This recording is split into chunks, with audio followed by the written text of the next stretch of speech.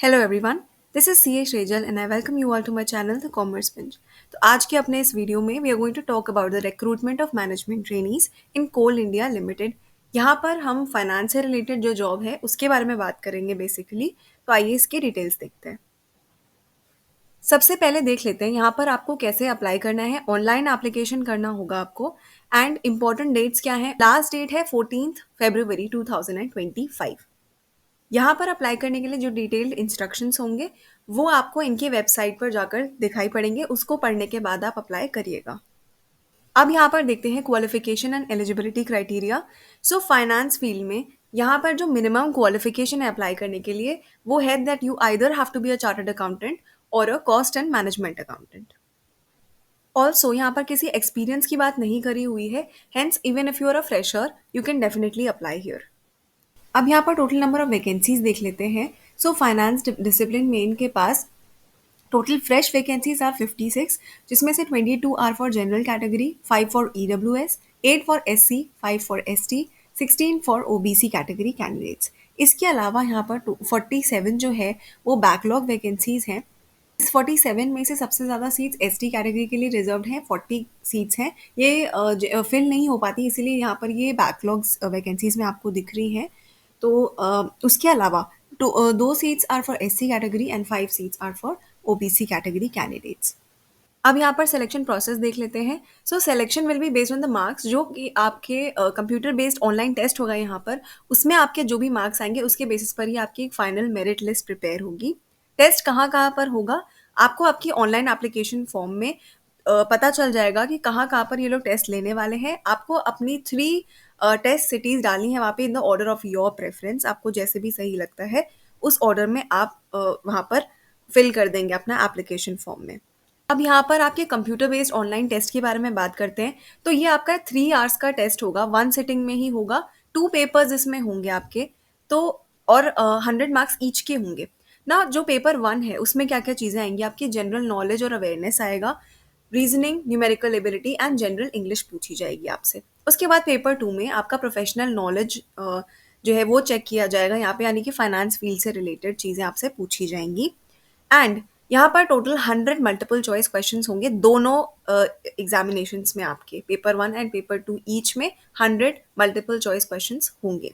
यहाँ पर 1 मार्क होगा आपका for each right answer and there will be no penalty for wrong answer. ये काफ़ी अच्छी चीज़ है, कोई भी पेनल्टी नहीं है रॉन्ग आंसर्स के लिए। आपका टेस्ट जो होगा वो इंग्लिश एंड हिंदी दोनों लैंग्वेजेस में होगा, यानी कि आपके जो क्वेश्चंस प्रिंटेड होंगे they will be in English as well as Hindi. Qualifying marks की बात करते हैं तो for general and EWS category minimum 40 marks आपको स्कोर करने हैं in each paper. If you belong to the OBC category तो मिनिमम 35 मार्क्स आपको ईच पेपर में स्कोर करने हैं। And if you belong to SC ST और PWD कैटेगरी तो फिर आपका मिनिमम 30 मार्क्स स्कोर करने हैं। फाइनल मेरिट लिस्ट जैसा कि मैंने आपको बताया था आपके मार्क्स के बेसिस पर ही अपलोड करी जाएगी। एंड कहाँ पर अपलोड होगी? इनकी वेबसाइट पर, ऑफिशियल वेबसाइट पर आपको final list of selected candidates पता चल जाएगी। एप्लीकेशन फ़ी की बात करते हैं तो for general and OBC category 1180 rupees आपको सबमिट करने हैं।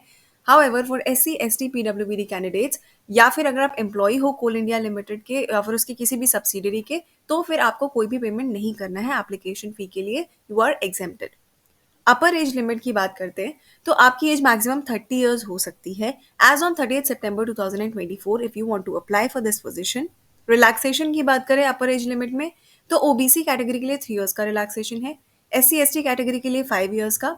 For PWBD category if you are in general category तो 10 इयर्स का रिलैक्सेशन, OBC कैटेगरी तो 13 इयर्स का एंड SC ST कैटेगरी से हो आप तो 15 इयर्स का रिलैक्सेशन है। कॉम्पनसेशन और पे देख लेते हैं। सो आपका जो 1 ईयर ऑफ ट्रेनिंग रहेगा, सबसे पहले आपका 1 साल की ट्रेनिंग रहेगी, उस दौरान आपका जो स्केल ऑफ पे रहेगा वो 50,000 टू 1,60,000 रुपीज़ रहेगा। यानी कि 50,000 रुपीज़ आपका इनिशियल बेसिक पे होगा। इसमें अभी आपके कई सारे अलाउंसेस ऐड होंगे, DA HRA परक्विजिट्स वगैरह। एंड उसके बाद जब आप 1 साल की ये ट्रेनिंग कंप्लीट कर लेंगे तो आप E3 ग्रेड में रेगुलराइज हो जाएंगे, रेगुलर एम्प्लॉय बन जाएंगे कोल इंडिया लिमिटेड के। और तब आपका स्केल पे हो जाएगा 60,000 रुपीज़ टू 1,80,000 रुपीज़, जहाँ इनिशियल बेसिक पे आपका 60,000 रहेगा एंड उसमें भी आपके DA HRA एंड बाकी सारे परक्विजिट्स एडेड रहेंगे। पोस्टिंग के लिए इन्होंने यहाँ पर बताया है कि आपकी पोस्टिंग कहीं पर भी हो सकती है in the subsidiary companies in India. Now एक काफ़ी इंपॉर्टेंट बात बिफोर यू अप्लाई, आपको यहाँ पर एक सर्विस अग्रीमेंट बॉन्ड भी साइन करना पड़ेगा। 60 मंथ्स का होगा वो, 3 लाख रुपीज़ का। That means if from the date of your joining in the next 60 months if you ever want to leave, तो आपको इन्हें 3 lakh rupees liquidation damages pay करने पड़ेंगे। And a sum of 5,000 rupees जो है वो आपका डिडक्ट होता रहेगा हर महीने सैलरी में से आपके towards the bond money. And ये आपको रिफंड कब होगा, जब आपके 60 मंथ्स ऑफ सर्विस कंप्लीट हो जाएंगे तो फिर आपको ये रिफंड किया जाएगा, हाउएवर विदाउट इंटरेस्ट रिफंड किया जाएगा। तो ये बेसिकली आपकी सैलरी में से ही कट होता रहेगा, but you will get a refund at the end of the 60 months of service. इसके अलावा सारे इंपॉर्टेंट लिंक्स आपको डिस्क्रिप्शन बॉक्स में मिल जाएंगे। Please read this notification carefully before applying. And if you like this video, please like this video and share it with your friends if you found this helpful. Also, subscribe to my channel for more such content. Thank you so much.